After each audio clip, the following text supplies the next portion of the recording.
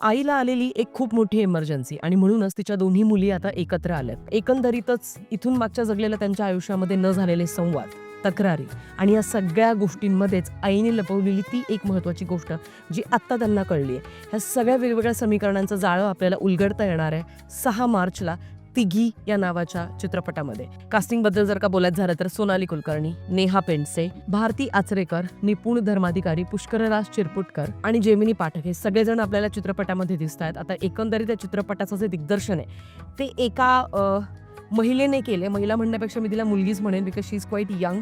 आणि जेव्हाही कुठल्या फिमेल डिरेक्टरकडनं कुठलाही सिनेमा येतो तेव्हा मला ऑलरेडी थोडीशी एक्साइटमेंट असते, कारण फार कमी वेळा असं होतं की महिलांच्या पर्स्पेक्टिव्हने दाखवली जाणारी एक गोष्ट, तर ते फार एक कुतूहलाचा विषय असतो नेहमीच माझ्यासारख्या सिनेफाईल व्यक्ती करता.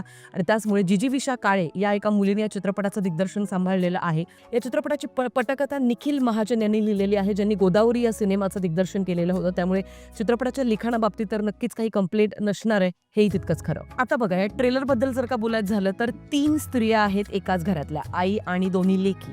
खरं तर हे एक जे समीकरण आहे, ही जी एक स्पेस आहे, याला फार कमी वेळा एक्सप्लोअर केलं जातं कुठल्याही फिल्म इंडस्ट्रीकडनं. आणि त्याच्याचमुळे हे फार आगळं वेगळं समीकरण आहे जे आपल्या सगळ्यांसमोर येणार आहे चित्रपटाच्या मार्फत.